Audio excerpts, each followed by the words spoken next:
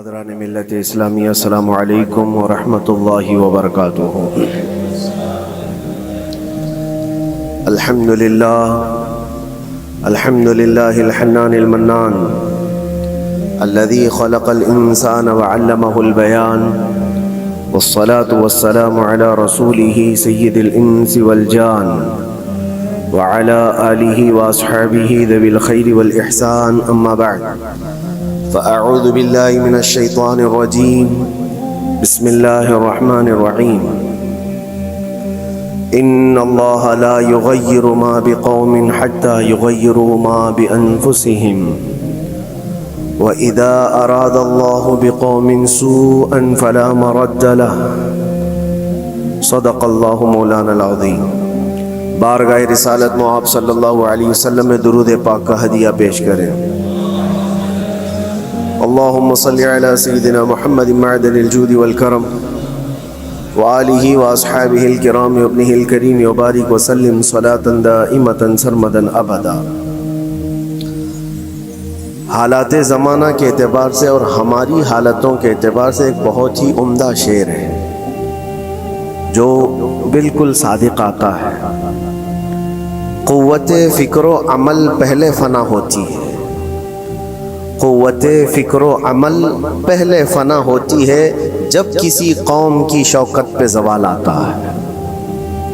یوں ہی کوئی قوم نہیں مرتی، کسی قوم کے اوپر زوال آتا ہے تو سب سے پہلے اس قوم کے اندر سوچنے سمجھنے کی صلاحیت ختم ہو چکی ہوتی ہے، تب جا کر کے زوال آتا ہے۔ آج اس شعر کو میں پڑھتا ہوں تو محسوس ہوتا ہے کہ ہماری قوم پر یہ شعر صادق آتا ہے۔ قوت فکر اور عمل یہ پہلے رخصت ہو گئی ہے، جس کی وجہ سے یہ زوال آ رہے ہیں۔ لوگ اب حادثوں پر بیٹھ کر کے چرچا کرتے ہیں، حادثہ ہونے سے پہلے جو فکر ہونی چاہیے وہ مفقود ہے۔ گھر جلنے کے بعد پھر میٹنگ کرنے کا مطلب کیا ہے؟ اس سے سیفٹی کے لیے پہلے سے انتظامات ہوں تو اس کو لائق و فائق اور دانش مندی سمجھا جائے گا۔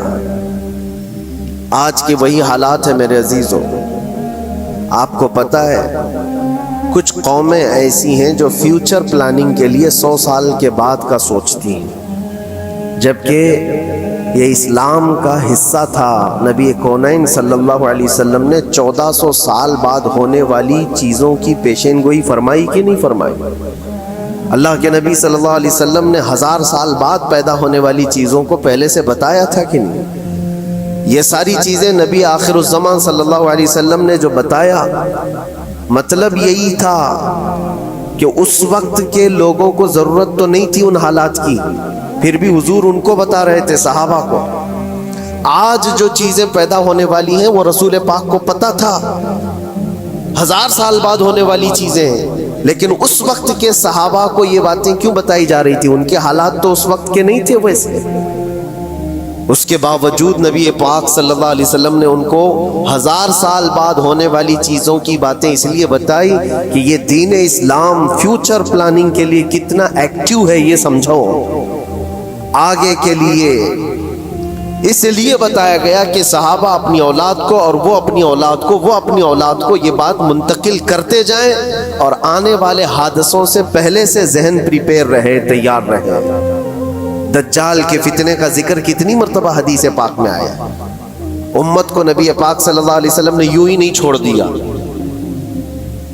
دجال کا فتنہ آئے گا، یاجوج ماجوج کا فتنہ آئے گا، یہ ساری چیزیں بتائی گئی کہ نہیں؟ ہر مسلمان تقریباً جانتا ہے آخر زمانے میں ایک بہت بڑا فتنہ دجال کی صورت میں ظاہر ہوگا۔ تو یہ باتیں اتنے 100 سالوں سے چل رہی ہیں کہ ذہن تیار ہے اس فتنے کو کہ اگر ایسا فتنہ آیا تو ایمان پر ڈٹے رہنا ہے، جمے رہنا ہے۔ یہ بات ہوتی ہے آگے آنے والے حادثات سے قوم کو باخبر رکھنا۔ آج جو حالات ہیں، جب کبھی کوئی چیز لٹ جائے تو سارے لوگ سڑکوں پر آ جائیں گے، یا پھر کسی نشستگاہ پر بیٹھ کر کے رات بھر میٹنگ کر کے چلے جائیں گے۔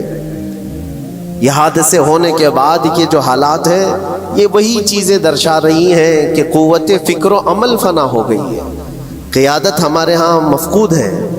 کسی ایک قائد کے تحت کوئی ساری قوم آنا نہیں چاہتی. آپ کیا سمجھتے ہیں کہ جو ہمارے ساتھ حالات پیش آ رہے ہیں، کبھی مسجدوں کو لے کر، کبھی خانقاہوں کو لے کر، کبھی بزرگوں کے نام کو لے کر، اب ہمارے وقف کی جائیداد کو لے کر، یہ سارے جو معاملات ہیں یہ اچانک آنے والی چیزیں نہیں ہیں. بھانپ لیا گیا ہے تمہاری پوری طبیعت کو، تمہارے مزاج کو، کہ فکر و عمل کی قوت ان کی ختم ہو چکی ہے. ان کو دو چند چیزوں میں ہی راضی کیا جا سکتا ہے. دنیا یہ سمجھ رہی ہے، جس کی وجہ سے کھلواڑ پر کھلواڑ ہوتے چلے جا رہے ہیں، اور ان کو یہ بھی پتہ ہے کہ یہ کچھ نہ کر سکیں گے. میرے عزیزو، آپ نا امید اور مایوس نہ ہو کہ ہم سے کچھ نہیں ہوگا. اللہ کریم چاہے تو ایک بندے سے بھی پوری دھرتی پر زلزلہ لا سکتا ہے. اللہ کریم کی ذات پر یقین اور توکل رکھو. سرکار غریب نواز ہندوستان آئے تھے تو بہت بڑی فوج لے کر نہیں آئے تھے، اللہ کی ذات پر بھروسہ کر کے آئے تھے، اور 90 لاکھ لوگوں کے دلوں میں چراغ اسلام جلا دیا تھا. وہ یقین اور توکل کے ساتھ آئے تھے. آج لوگوں کے دلوں کے اندر جو مایوسی اور نا امیدی ڈالی جا رہی ہے کہ کچھ ہوگا نہیں، ابھی کچھ کرنے سے کچھ نہیں ہوگا، یہ نا امیدی اور مایوسی تمہاری طبیعت میں کیوں آئی؟ کیا تمہارا رب تبارک و تعالیٰ کی ذات پر یقین کمزور ہو گیا؟ اگر یہ اس طرح کی بیماری آئی ہے تو پھر بدر پڑھ لینا. جب رسول پاک صلی اللہ علیہ وسلم کے ساتھ وہ صحابہ جا رہے تھے، ان کو اچھی طرح پتا تھا کہ سامنے آنے والی فوج کتنی طاقت لے کر آ رہی ہے. 1000 لوگ آ رہے ہیں، ہاتھی گھوڑے ان کے پاس، ہتھیار اور اسباب ان کے پاس ہے، کھانے پینے کی مزے کی ساری چیزیں لے کر کے آ رہے تھے مکہ والے. اور ادھر صحابہ ننگے پیر ہیں، 313 کے پاس 4 گھوڑے ہیں، پیدل چلے آ رہے ہیں. چھاؤں لینے کے لیے کوئی جگہ تک نہیں ہے ان کے پاس. ایک کھجور کسی کے پاس ہو تو 10 لوگ اس پر اکتفا کر لیں. فاقے پر فاقہ کرنے والے وہ صحابہ، لیکن انہوں نے یہ نہیں کہا کہ اللہ کے نبی صلی اللہ تعالیٰ علیہ وسلم سے کہ ہمارے پاس اسباب کی کمی ہے، ہتھیار کی کمی ہے، کچھ نہیں ہمارے پاس، سواری نہیں ہے. بغیر سواری کے 180 کلومیٹر مدینے سے چل کر کے وہ بدر پہنچے تھے، بدر تک پہنچے تھے. اور اس وقت اپنی ساری محنتیں، اپنی ساری قوتیں انہوں نے زمین پر لا کر رکھ دی.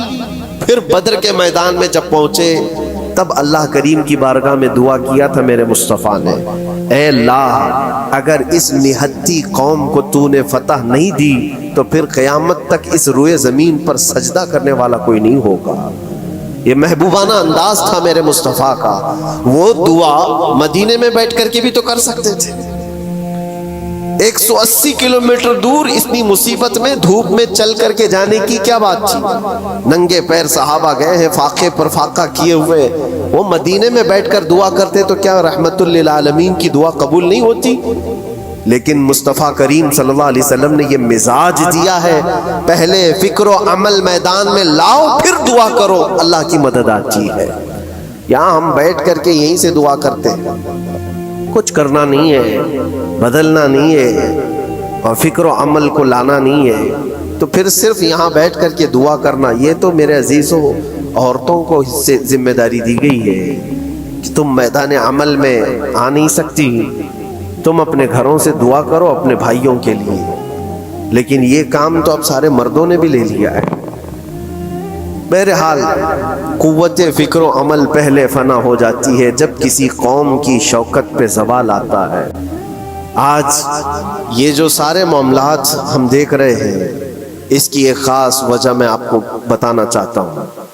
آج سے تقریباً 8-9 سال پہلے میرا ایک بیان بھی ریکارڈ موجود ہے، کافی دنوں تک وہ چلتا رہا.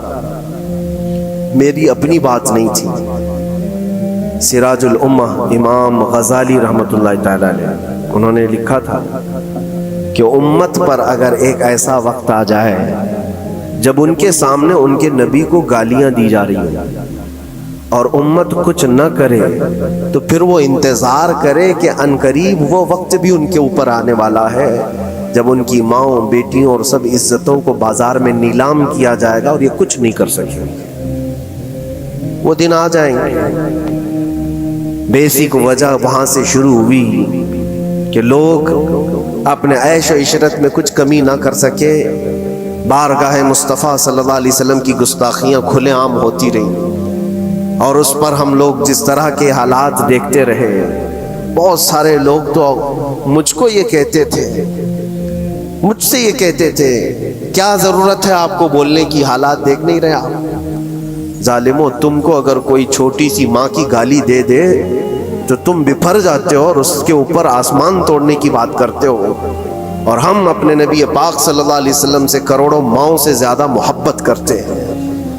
اس رسول پاک صلی اللہ تعالیٰ علیہ وسلم پر کوئی بھونکتا رہے اور اس کا جواب نہ دو، تم یہ کہتے ہو مصلحت ہے، حالات ایسے ہیں یہ، تو پھر اپنا یہ لباس بدل دینا چاہیے، اپنا نام بدل دینا چاہیے۔ پھر اس دائرہ اسلام میں رہ کر کے مطلب کیا ہے؟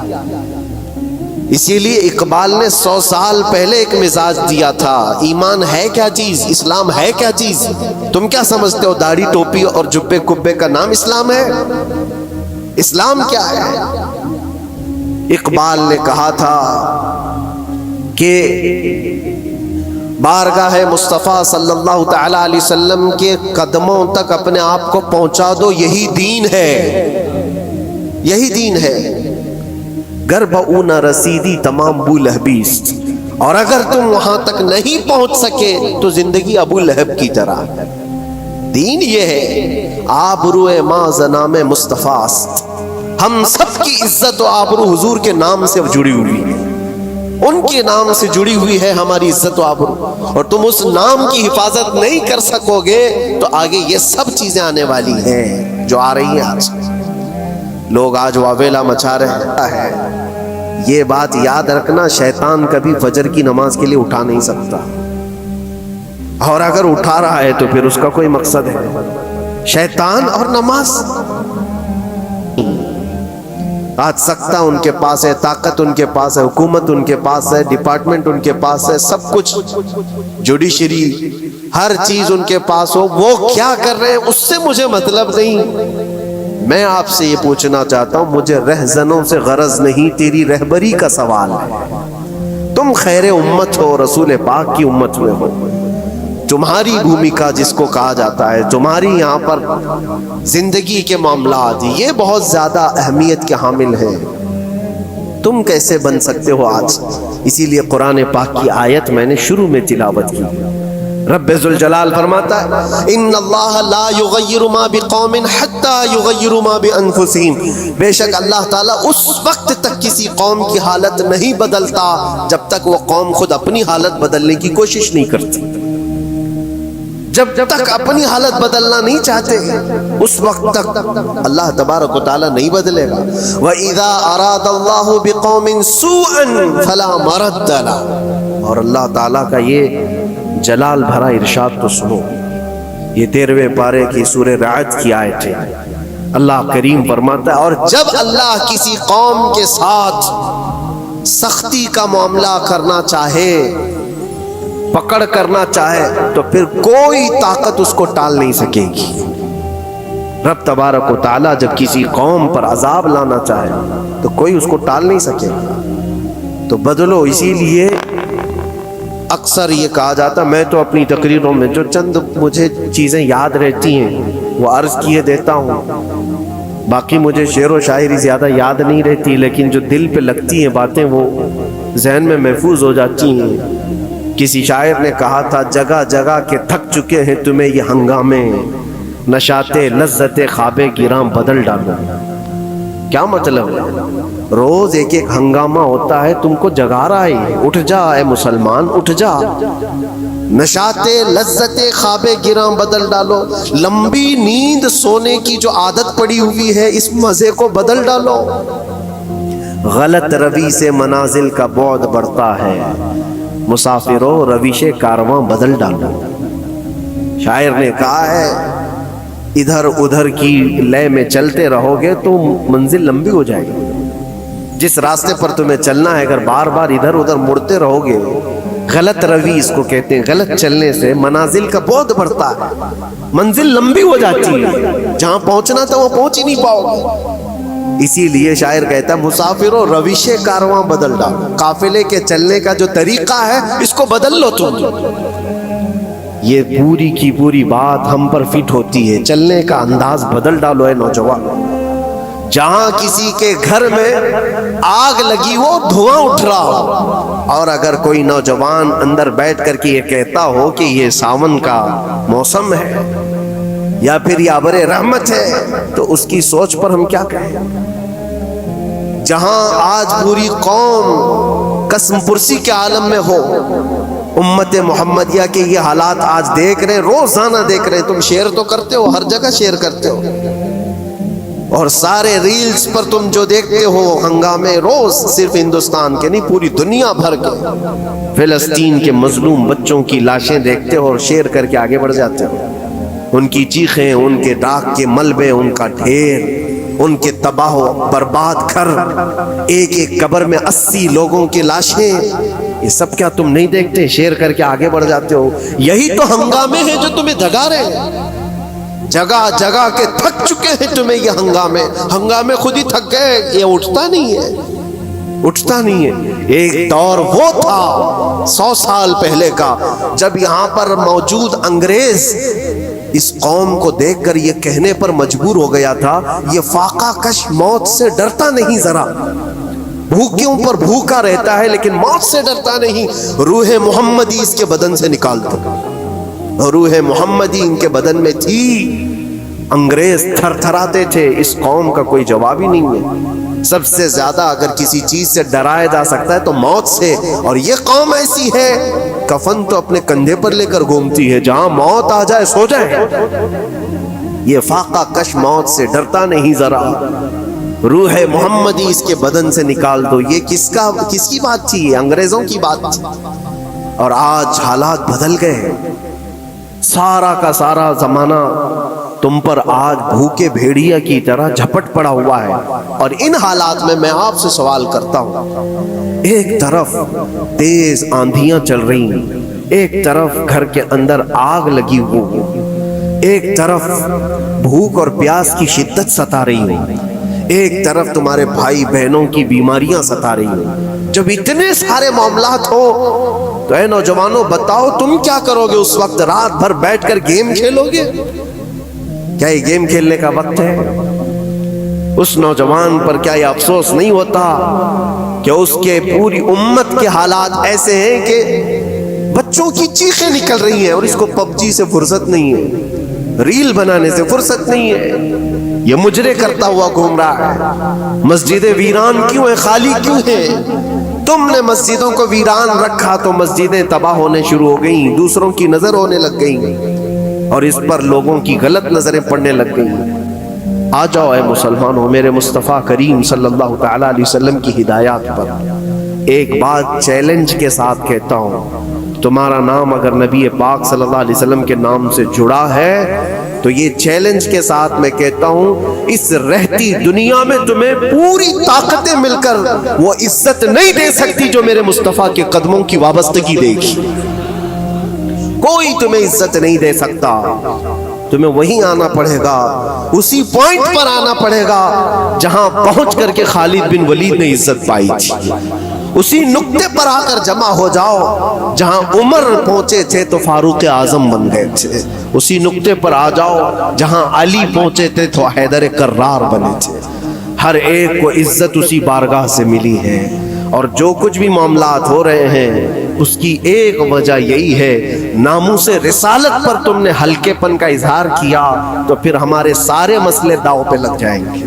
سارے مسئلے، یہ تو وقف ہے. ابھی دیکھو آگے کل تمہاری اذانیں نشانے پر ہیں، تمہاری جماعت کی نمازیں نشانے پر ہیں، تمہاری مسجدیں بھی نشانے پر ہیں کہ تم اپنے گھروں پر بھی جمعہ پڑھ سکتے ہو، چھتوں پر بھی نمازیں پڑھ سکتے ہو. یہ سب معاملات آئیں گے. برقع، حجاب، ٹوپی، داڑھی ویسے ہی چل چکے ہیں مسئلے. ہر چیز نشانے پر ہے. ارے تمہارے کھانے بھی نشانے پر ہے، تم کیا کھاؤ گے، کیا بچاؤ گے، یہ بھی نشانے پر ہے. یہ سارے مسائل صرف اسی بنیاد پر ہے. قوت فکر و عمل پہلے فنا ہوتی ہے جب کسی قوم کی شوکت پہ زوال آتا ہے. اور یہ ایک بات یہ بھی میں بتا دوں، اقبال نے سچ کہا تھا، ان کے جو ہم غلام تھے خلق کے پیشوا رہے، ان سے پھرے جہاں پھرا پھر آئی کمی وقار. جو کچھ بھی ہوا ہے ہماری عزت و وقار میں کمی کا مسئلہ ان سے پھر جانے کی وجہ سے، نبی پاک سے تم دور ہوئے، یہ عزتوں اور وقاروں میں کمی ہے۔ عجیب سی بات نہیں ہے، یہ دوغلا پن نہیں ہے۔ میں ان نوجوانوں سے پوچھتا ہوں، نبی پاک صلی اللہ علیہ وسلم سے سچی محبت کا اظہار کرتے ہو، حضور سے اپنی جان سے زیادہ محبت کی بات کرتے ہو، لیکن جب ان کے اخلاق کی بات کی جائے تو تمہیں اخلاق ان کے پسند نہیں ہے، حضور پاک کا چہرہ نہیں پسند ہے، حضور پاک کے لباس تمہیں نہیں پسند ہے، تو پھر کون سی محبت کی بات کرتے ہو؟ اللہ کے رسول صلی اللہ تعالی علیہ وسلم سے تم بے انتہا محبت کی بات کرتے ہو، پھر وہ محبت کا تقاضا یہ ہے کہ تمہاری ظاہری زندگی میں بھی تو نظر آئے کچھ۔ محبت کا تقاضا یہ ہے، تم شرما جاتے ہو، دنیا کیا کہے گی مجھے، دنیا کیا کہے گی، دقیانوسی کہے گی، فنڈامنٹل کہے گی، پرانے زمانے کا کہے گی، میں چہرے پر داڑھی رکھ لوں تو لوگ مجھے پتہ نہیں کیا کیا کوسیں گے۔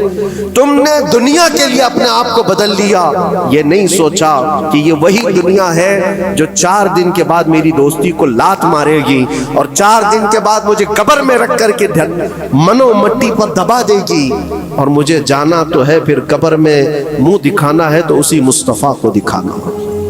جہاں یہ نہیں پہنچ سکتے وہاں رسول پاک ہوں گے، محشر کے میدان میں جہاں کوئی سہارا نہیں ہوگا اس وقت رسول پاک تمہارا ہاتھ پکڑ رہے ہوں گے، اور تم نے ان کا خیال نہیں کیا۔ آ جاؤ اسی نقطے پر، اسی پوائنٹ پر جہاں ہماری کامیابی مضمر ہے۔ میں صرف اور صرف اپنے بیانوں میں یہی چیز عرض کرنا چاہتا ہوں، صرف اتنا چاہتا ہوں، اے نوجوانوں، جس کے نام سے تم آباد ہو اس نام کے ساتھ صحیح معنوں میں جڑ جاؤ، کیونکہ قرآن کا وعدہ ہے وَلَا تَهِنُوا وَلَا تَحْزَنُوا وَأَنْتُمُ الْأَعْلَوْنَ إِن كُنتُم مُؤْمِنِينَ۔ گھبراؤ مت، پریشان مت ہو، تم سب سے زیادہ بلند رہو گے۔ اگر اللہ نے فرمایا ہے تو یہ 100% حق ہے۔ اللہ نے فرمایا ہے تم سب سے زیادہ بلند رہو گے، لیکن آگے رب فرماتا ہے ان کنتم مؤمنین، اگر تم سچے ایمان والے ہو جاؤ۔ اور ایمان کس کو کہتے ہیں؟ لا یؤمن احدکم حتی اکون احب الیہ من والدہ وولدہ والناس اجمعین۔ میرے آقا فرماتے ہیں ایمان اس وقت تک کمپلیٹ نہیں ہوگا جب تک تم اپنے ماں باپ اولاد اور ساری دنیا سے زیادہ مجھ سے محبت نہ کرو۔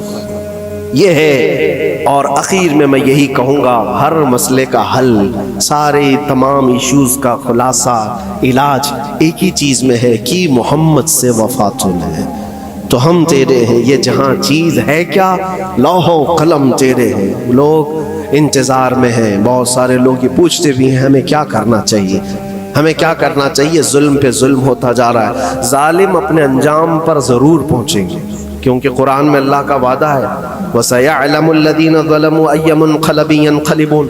ان قریب ظالم یہ دیکھ لے گا کہ اللہ اس کو کس پلٹی پر پلٹائے گا، کس کھائی میں گرائے گا، اسے اندازہ بھی نہیں ہوگا، اس کے بنے ہوئے جالوں میں وہ خود پھنسے گا۔ ظالموں کی ایک لمبی تاریخ ہے اور ان کو بھی پڑھنا چاہیے جو آج ظلم کر رہے ہیں، لیکن تمہارا کردار کیا ہو اس سلسلے میں جو ہمارے بچے یا نوجوان سوال کرتے ہیں کیا کرنا چاہیے۔ پہلے سب سے پہلی چیز میں یہ کہتا ہوں، جتنا کھو چکے، جتنے جا چکے اور جو اب برباد ہوا ہے، اس چیز پر منتھن کرنا، اس چیز پر بیٹھ کر میٹنگ کرنا، اس سے پہلے میں چاہتا ہوں کہ آگے ہونے والے نقصانات سے پہلے اپنے آپ کو بدل لو۔ آگے جو بڑے حادثات آنے والے ہیں، آگے جو بڑی آندھیاں آنے والی ہیں، اس سے پہلے اپنے دروازے ٹھیک کر لو، اپنی زندگیاں سدھار لو۔ جو ہو گیا ابھی یہ نقصان تو بہت بڑا نقصان ہے امت کا، جو کچھ بھی ہوا ہے، مسجدیں، معبدیں، خانقاہیں، مزارات، اولیاء کی ذات، بزرگوں کے نام، قرآن، اسلام، دین، یہ ساری چیزوں پر جو حملے ہوئے، لیکن آگے چل کر کے تمہارے وجود پر سوال ہوگا، تمہاری نسلوں پر سوال ہوگا، تمہارے علم دین پر سوال، تمہاری محراب پر، تمہارے ممبر پر۔ کل کو دیکھنا یہ آزادی بھی ختم کر لی جائے گی، ممبر سے کوئی کھلے عام بول بھی نہیں سکے گا۔ یہ آج جو ہم بیان کر رہے ہیں، آگے چل کر کے دیکھنا یہ آوازیں بھی بند کر دی جائیں گی کہ کھلے عام کوئی مولوی بول نہ سکے، جو ہم چاہیں وہی بولے۔ میرے عزیزوں اس وقت کے ان حادثوں سے بچنے کے لیے میں کہتا ہوں ابھی اپنے آپ کو بدل لو، مسافروں رویش کارواں بدل ڈالو، اٹھو وگرنہ حشر نہ ہوگا پھر کبھی، دوڑو کہ زمانہ چال اپنی چل گیا۔ اللہ کریم ہم سب کی قوت فکر و عمل پھر سے عطا فرمائے۔ رب تبارک و تعالی ہمیں اتحاد و اتفاق نصیب فرمائے۔ رب تبارک و تعالی دامن مصطفیٰ میں سارے مسلمانوں کو جمع ہونے کی توفیق عطا فرمائے۔ گنبد خضرا کی چھاؤں میں مولا ہمیں عزت و وقار عطا فرمائے۔ رب تبارک و تعالی ظالموں کو جلد ان کے ٹھکانے پر پہنچا دے۔ اے کریم خدا رحم الرحیمین مولا ہمارے شاعر اسلام کے ساتھ جو کچھ بھی ہو رہا ہے غیب سے تو مولا مدد کے اسباب پیدا فرما دے، ہمارے درمیان مولا قیادت اور سچی قیادت عطا فرما۔ اے کریم خدا رحم الرحیمین خصوصاً تیرے دربار میں التجا ہے مولا فلسطین کے نہتے مظلوموں کی غیب سے مدد فرما، جبرائیل امین کی تائید انہیں عطا فرما، رحمت کے فرشتوں سے ان کی مدد فرما مولا۔ پورا شہر راہ کے ڈھیر پر ہے، اے کریم خدا خوشیاں دیکھے انہیں زمانہ بیت گیا مولا، ان کے گھروں میں خوشیاں عطا فرما۔ اے اللہ ان بلکتی ہوئی ماؤں کو ان کی جو گودیں اجاڑ دی گئی ہیں، ان کے گھر جو برباد کیے گئے ہیں، ان کے شہیدوں کو قبول فرما، ان کے زخموں کو مولا تو شفا عطا فرما۔ اے کریم خدا خصوصیت کے ساتھ ان کے ہمارے اور تیرے دشمنوں کو ہلاک و برباد فرما دے، ان کی زمین ان کے لیے تنگ فرما دے۔ ربنا وآتنا ما وعدتنا على رسلك ولا تخزنا يوم القيامة انك لا تخلف الميعاد برحمتك يا ارحم الراحمين وآخر دعوانا الحمد لله